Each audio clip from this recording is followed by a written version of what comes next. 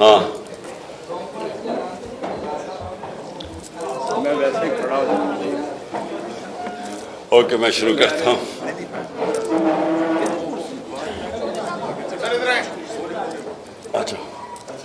اچھا جی، بسم اللہ الرحمن الرحیم. دیکھیں، میں نے آج یہ آپ سب کو میڈیا کو اس لیے دعوت دی کہ میں نے فیصلہ کیا کہ جمعے کو لانگ مارچ میں اناؤنس کر رہا ہوں. لاہور سے میں شروع کر رہا ہوں اور لبرٹی 11 بجے ہم وہاں جمع ہوں گے اور ادھر سے پھر ہماری مارچ شروع ہوگی اسلام آباد کی طرف. میں اپنی قوم کو واضح کر دوں کہ یہ مارچ کس لیے ہے. میں اس کے اوپر بہت پہلے بھی بات کرتا رہا ہوں، لیکن میں آج ساری قوم کے سامنے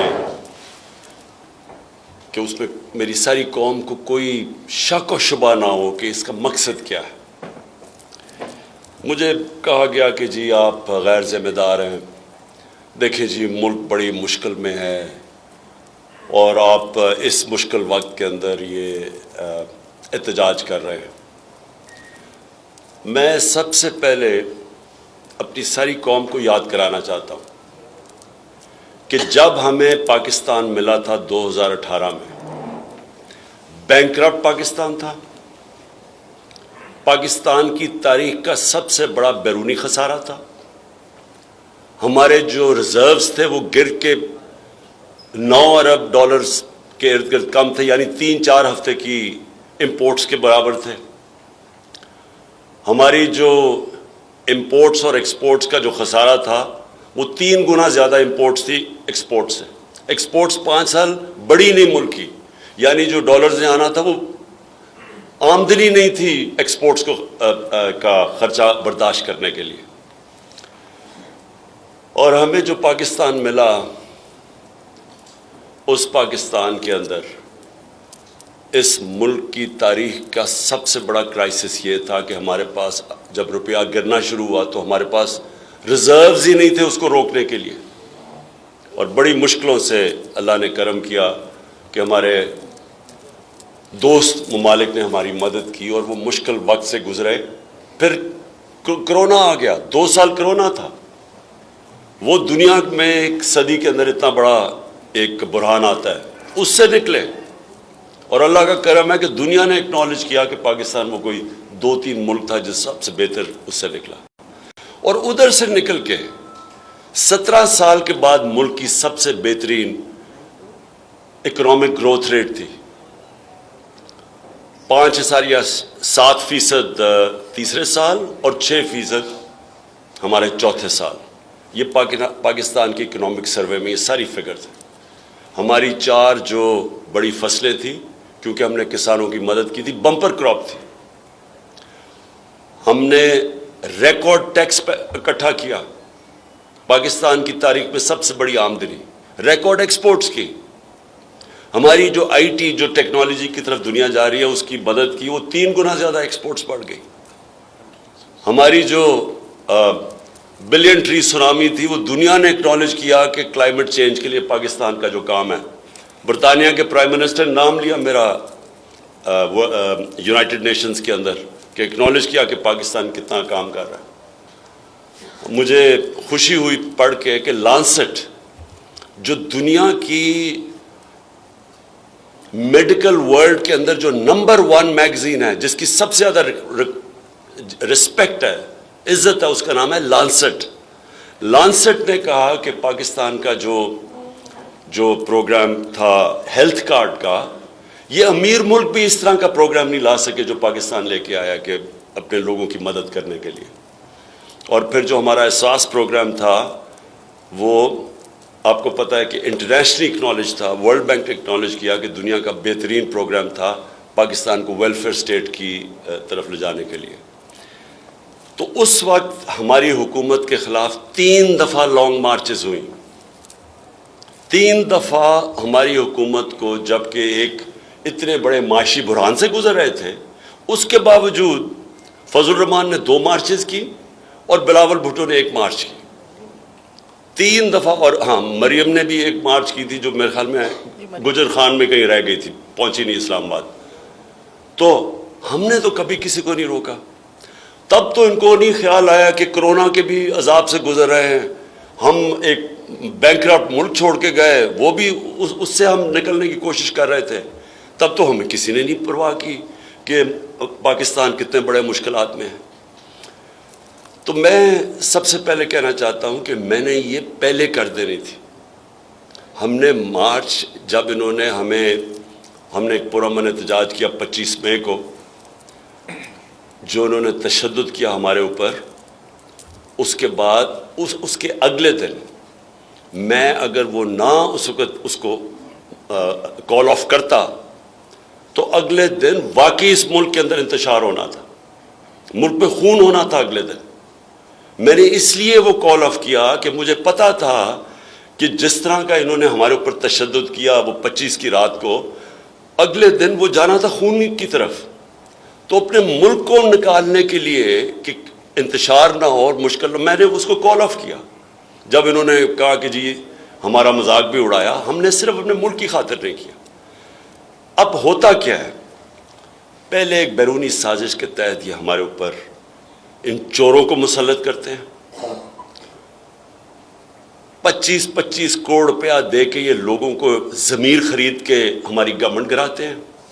سندھ ہاؤس کے اندر نیلام گھر بنا ہوتا ہے, الیکشن نہیں آکشن ہوتی ہے وہاں انسانوں کی, ہماری گورنمنٹ کراتے ہیں.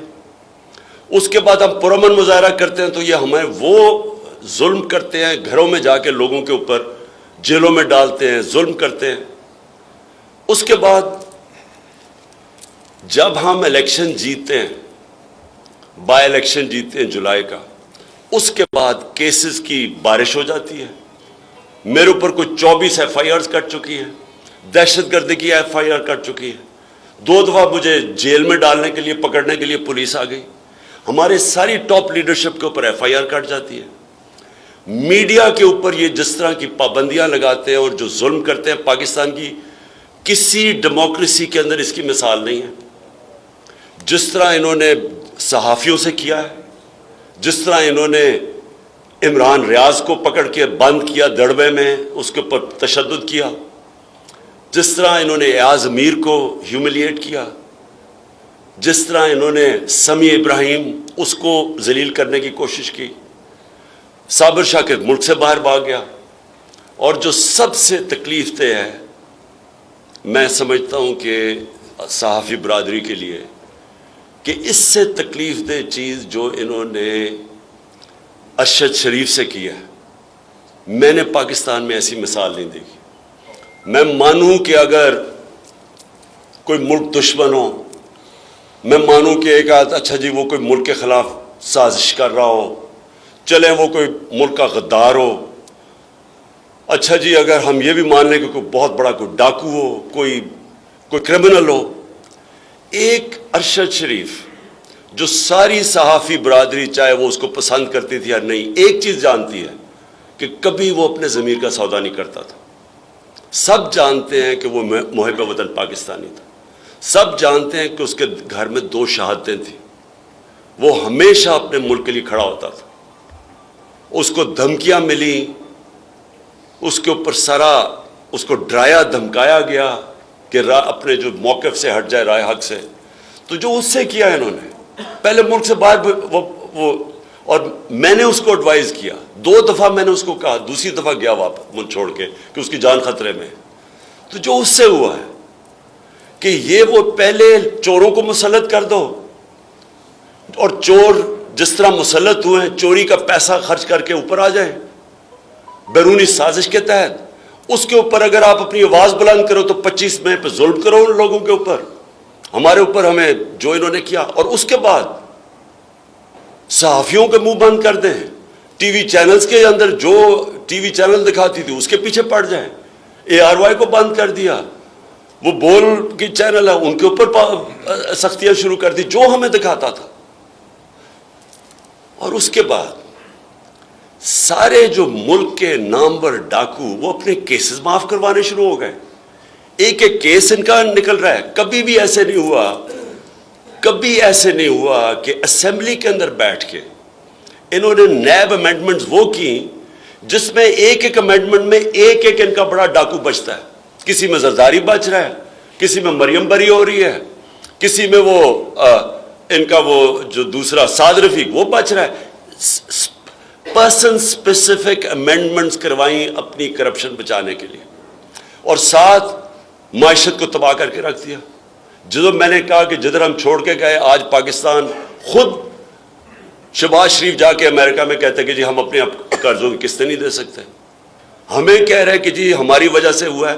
ہماری وجہ سے تو آپ کی اکنامک سروے کی آپ کے پاس رپورٹ ہے, چیک کر لیں کہ کون سا پاکستان ہم چھوڑ کے گئے تھے اور کون سا آپ 2018 میں چھوڑ کے گئے تھے. ساری آپ کے پاس سروے رپورٹس ہیں. کہتے جی ہم IMF کی وجہ سے ہمیں کرنا پڑا ہے مہنگائی. تو 2.5 سال تو ہم IMF کے پروگرام میں تھے. انہوں نے کہا جی عالمی مہنگائی ہے. ہمارے دور میں زیادہ عالمی مہنگائی تھی. اصل تو مہنگائی تیل کی وجہ سے ہوئی ہے. ہمارے دور کے اندر تیل کی قیمت $130 سے 115 تک گئی ہے. آج وہ $90 پہ ہے تیل انٹرنیشنل مارکیٹ میں. تو آج تیل ڈیزل اور پٹرول کی قیمت دیکھیں, بجلی کی قیمت دیکھیں, ہمارے دور میں دیکھیں کون سی قیمت آ گئی تھی.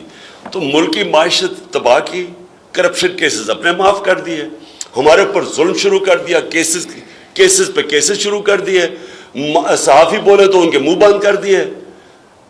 یہ جو اس کی جو شہادت ہوئی ہے ارشد شریف کی, اس سے زیادہ ظلم کب ہوا پاکستان میں. اس کو وہاں سے دبئی سے واپس بگوا رہے تھے, اس لیے وہ کینیا گیا اپنی جان بچانے کے لیے. اسے پتا تھا کیا کرنے لگے. میں اس لیے جو اپنی یہ جو میری مارچ ہے یہ کوئی پالیٹکس نہیں ہے. میں یہ سمجھتا ہوں کہ یہ ملک کی فیوچر کے لیے ہم لڑ رہے ہیں. ہم اب پاکستان کے مستقبل کی جنگ لڑ رہے ہیں. یہ پالیٹکس سے بہت اوپر چیز ہے. یہ آزادی کی جنگ ہے, ان چوروں سے آزادی کی, اور یہ جو بیرونی سازش کے تحت ہمارے اوپر بٹھائے ہوئے ہیں ان سے آزادی کی یہ جنگ ہے. اب یہ جو جہاد ہے یہ فیصلہ کرے گی کہ پاکستان نے جانا کدھر ہے. کیا ان چوروں کی غلامی کرنی ہے یا ایک آزاد خود مختار ایک باعزت ملک بن کے رہنا ہے. یہ تو اس کا فیصلہ اب ہوگا. ان کے نیچے یہ ہمیں سمجھتے ہیں جو کہ ان کے اور ان کے ہینڈلرز یہ سمجھتے ہیں کہ ہم بھیڑ بکری ہیں, کہ ہم یہ جو مرضی فیصلہ کریں گے, ہم اگر انہوں نے چور اوپر بٹھا دیے تو ہم ان کی غلامی کریں گے. میں آج اس لیے میں اناؤنس کر رہا ہوں, یہ ہماری حقیقی آزادی کی یہ مارچ ہے. یہ کوئی اس کا ٹائم فریم نہیں ہے. ہم پورا GT روڈ سے اپنا عوام کو ساتھ لیتے لیتے اسلام آباد پہنچیں گے. اسلام آباد جب ہم انشاءاللہ پہنچیں گے, سارا پاکستان سے عوام آئے گی اسلام آباد میں. میں آج آپ کے سامنے اللہ کے اوپر ایمان رکھ کے پیشن گوئی کر رہا ہوں کہ پاکستان کی تاریخ کا یہ سب سے بڑا عوام کا سمندر ہوگا انشاءاللہ. اور ہم صرف ایک چیز چاہتے ہیں, ہم یہ چاہتے ہیں کہ پاکستان میں کون قیادت کرتا ہے وہ پاکستان کی عوام کا فیصلہ ہے. وہ کوئی بیرونی سازش کے تحت لوٹے بنا کے کروڑوں روپیہ چوروں کا خرچ کر کے لوگوں کو خرید کے ہم ان کو مانتے نہیں ہیں. ہم چاہتے ہیں کہ اس ملک کے لوگ فیصلہ کریں. اور اگر برطانیہ کے اندر صرف ان کی پرائم منسٹر کا ان کی پرائم منسٹر کے چینج کے اوپر وہ کہتے ہیں جی الیکشن کرواؤ, ساری اپوزیشن ڈیمانڈ کر رہی ہے, صرف ایک پرائم منسٹر ان کا بدلا ہے رولنگ پارٹی کی, اس کے اوپر کہہ رہے ہیں کہ جنرل الیکشن کرواؤ. اور ہمارے ملک پہ جو یہ چوروں کو مسلط کر کے اپنی چوریاں معاف کروا رہے ہیں اور جو انہوں نے کیا ہے, میں سمجھتا ہوں کہ اس وقت میں اپنی آج ساری قوم کو آج اپیل کروں گا کہ آپ نے یہ فیصلہ کرنا ہے. یہ اب فیصلہ کن وقت ہے پاکستان کا کہ کیا ہم نے اس راستے پہ چلنا ہے, ایک آزاد خود مختار ملک بننا ہے, یا ان چوروں کی غلامی کرنا ہے. ایک منٹ بیٹھیے.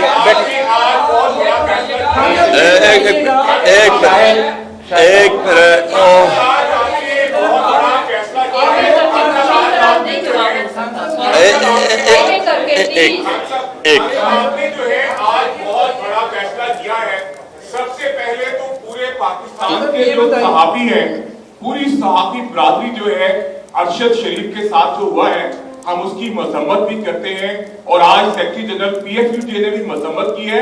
मरियम नवाज साहिबा को आज इस मौके पर ऐसा ट्वीट नहीं करना चाहिए था जिससे पूरी सहाफी बिरादरी के दिल जो है वो बहुत दुखी हैं।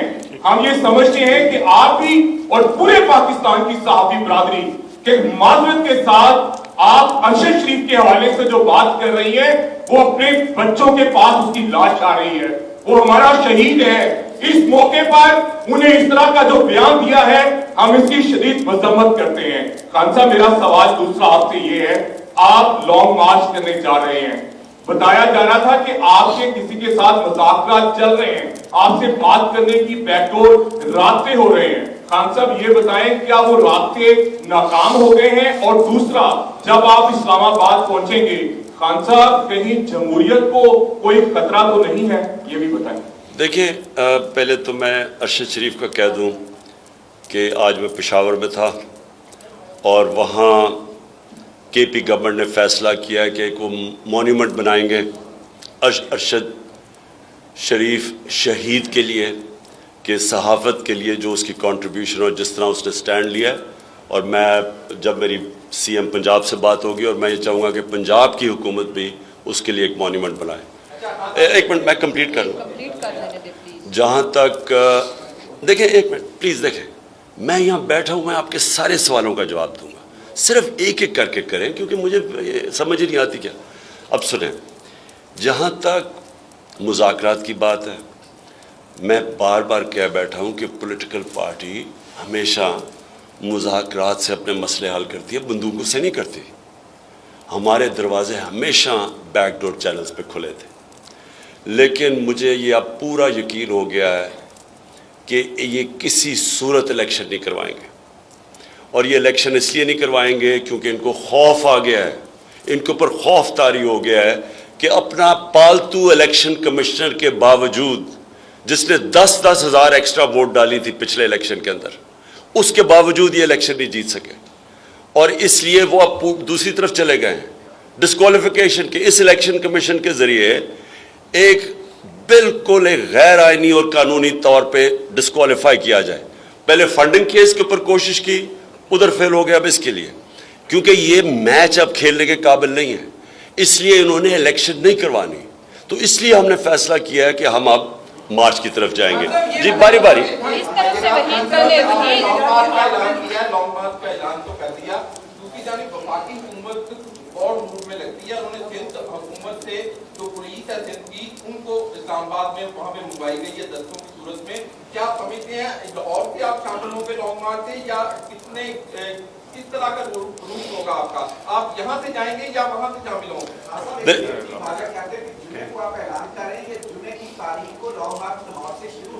मैं आज आपके सामने लॉन्ग मार्च का ऐलान कर रहा हूं। जुमे को शुरू हो रहा है, मैं जुमे को लीड करूंगा। उसको 11 बजे हम शुरू करेंगे इंशाल्लाह लिबर्टी में, जिधर हम जमा होंगे और उसके बाद हमारी मार्च शुरू हो जाएगी। अच्छा एक मैं वो जवाब ही नहीं मौका चले बोले।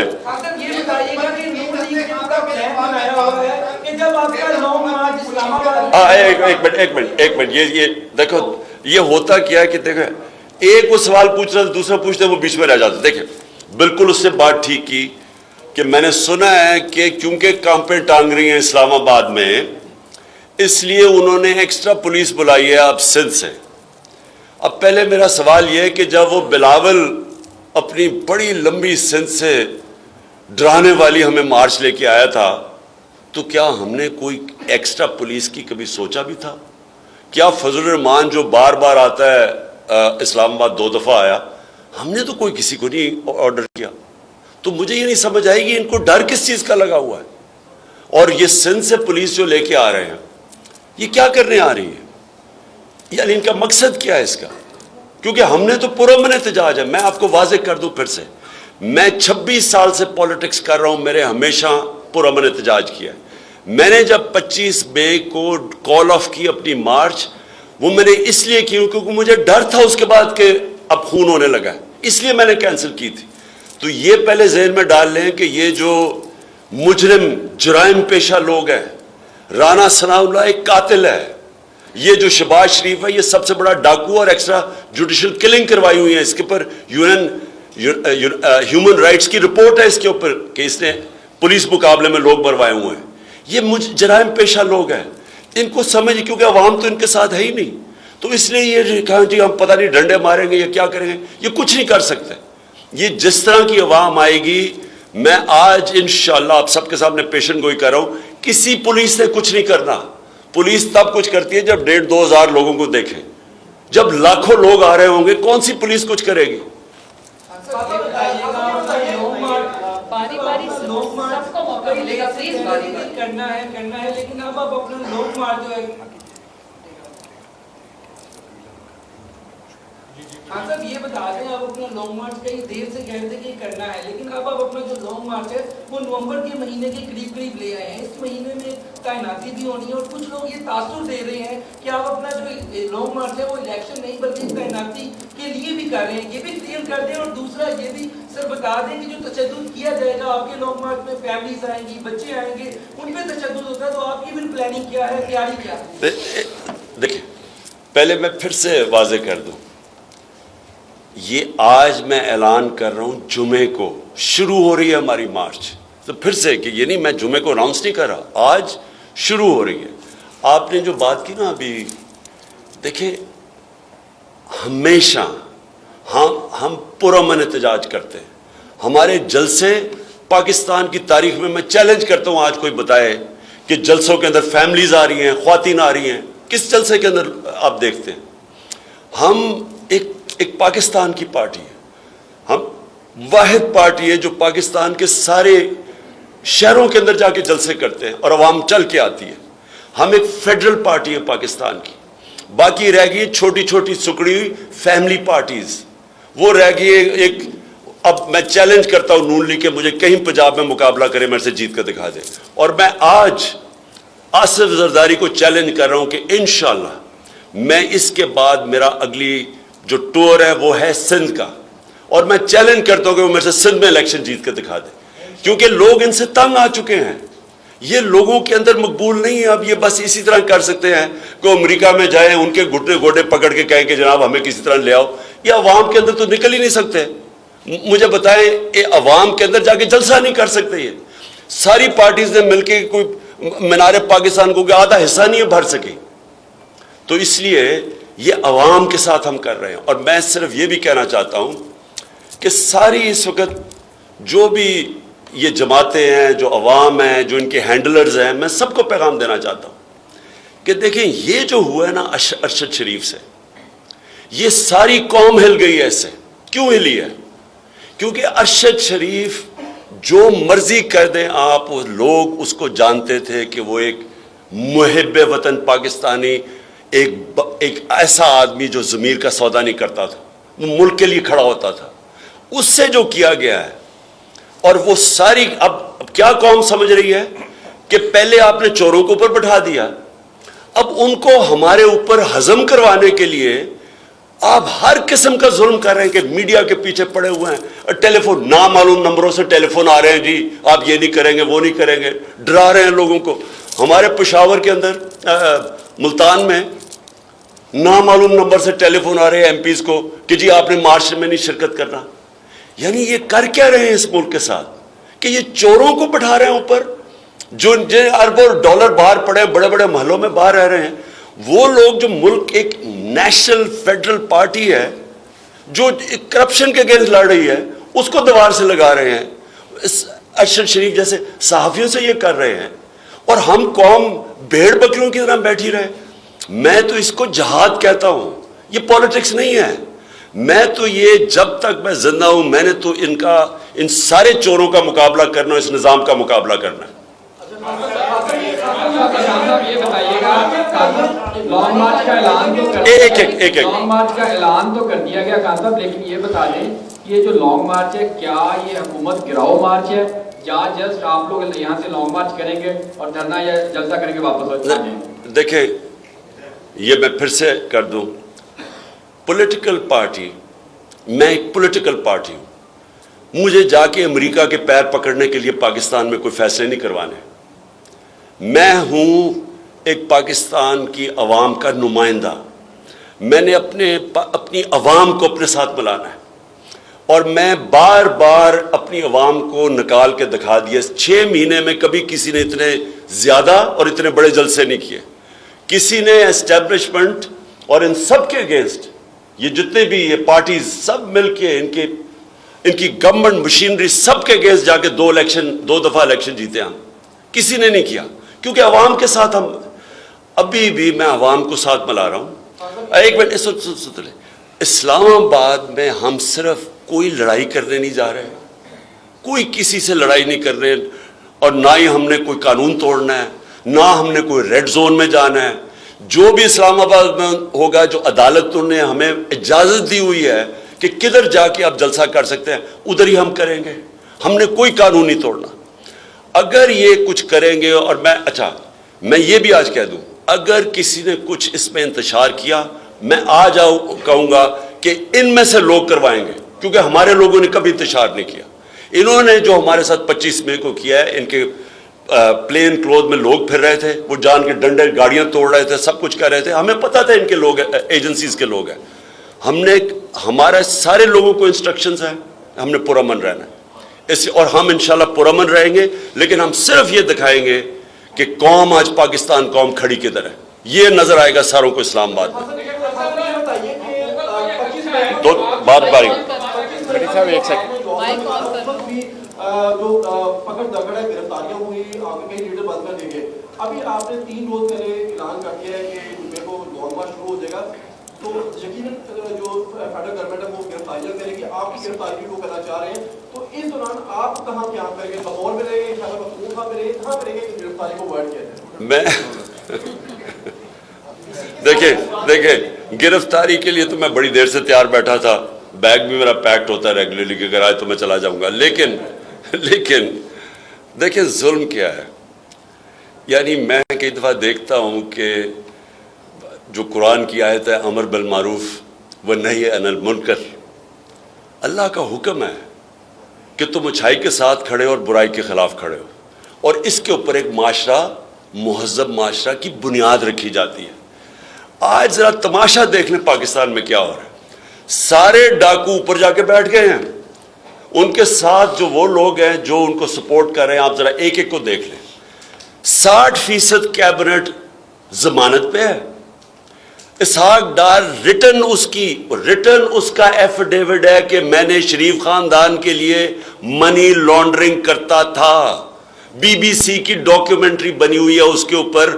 قاضی فیملی جو ایلفرڈ میں لندن میں تھی، یہاں سے ان کے چوری کا پیسہ ادھر بھیجتا تھا اور ادھر سے پھر شریف خاندان کو آتا تھا. یہ اس کی ریٹن ایفیڈیوٹ ہے. وہ ہے فائنانس منسٹر. 18 قتل عابد شیر علی کا باپ کہتا ہے کہ رانا ثناء اللہ نے کیا ہوا. یہ ہے انٹیریئر منسٹر. شہباز شریف اور اس کا بیٹا، ان کو انڈر ٹرائل ان کو سزا ہونے والی تھی 16 ارب کے FIA کے کیسز پہ. ان کے جو 4 گواہ ہیں وہ مر گئے ہیں جب سے یہاں ہیں ہارٹ اٹیک سے. وہ FIA کا جو انویسٹیگیٹر ڈاکٹر رضوان وہ ہارٹ اٹیک سے مر گیا. رانا ثناء اللہ کا جو کر رہا تھا انویسٹیگیٹ فیصل آباد میں، اس نے خودکشی کر لی. یہ پاکستان میں ڈاکو راج، اور یہ سمجھتے ہیں کہ ہم بھیڑ بکریوں کی طرح ان کے پیچھے چلیں گے. میں آج آپ کو پھر سے کہہ رہا ہوں، یہ پاکستان کی تاریخ کا ڈیفائننگ مومنٹ ہے، فیصلہ کن وقت ہے. ان کے چوروں کے خلاف جو نہیں کھڑا ہوگا آج، اس کا مطلب کہ وہ اس ملک کی تباہی کے راستہ ہے. یعنی اس ملک کی جو بربادی کرنی ہے، ان لوگوں کو چلنے دو. یہ ملک تو ڈیفالٹ کی طرف اب جا رہا ہے. ڈیفالٹ کا مطلب کہ روپیہ گرے گا. روپیہ کدھر جا کے رکے گا؟ 300 پہ 250 350. کسی کو کیا پتا کیا ہوگا. ملک آگے لوگ مہنگائی میں مر گئے ہیں. 50 سال میں سب سے زیادہ مہنگائی ہے. تو اگر ابھی ان کے خلاف نہیں کھڑے ہوں گے تو کب کھڑے ہوں گے؟ اور پھر 2 قسم کی موومنٹس ہیں. ایک ہے سافٹ ریولوشن جو ہم کر رہے ہیں، عوام پیسفل دائرے میں رہ کے. یہ میں آپ کو بتا دوں کہ یہ اگر نہ انہوں نے جس طرح ہمیں دبانے کی کوشش کر رہے ہیں، کمر میری دیوار کے ساتھ لگانے کی کوشش کر رہے ہیں، ڈسکوالیفائی، یہ جو کرنے جا رہے ہیں سارے، ان کو سمجھ آنی چاہیے. اور جو بھی اس ملک میں بڑے فیصلہ کرنے والی طاقتیں ہیں، ان کو پتہ ہونا چاہیے کہ ہم تو کر رہے ہیں آئین اور قانون کے دائرے میں. ہم اگر فیل ہو گئے تو یہ تو سری لنکا تو اس کے سامنے کچھ ہوگا نہیں جو یہاں انتشار آنے والا ہے. سری لنکا کی تو 2.5 کروڑ آبادی ہے, یہاں 22 کروڑ کی آبادی ہے. یہاں تو ایک دفعہ یہ بکھر گیا ملک, یہ تو کوئی بھی نہیں سنبھال سکتا. تو بجائے یہ کہ چوروں کو بیک کریں, یہ لوگ اس ملک میں صاف اور شفاف الیکشن کرنے دیں, عوام کو فیصلہ کرنے دیں. اور کوئی دوسرا راستہ نہیں ہے پاکستان کا اس وقت. شکریہ جی.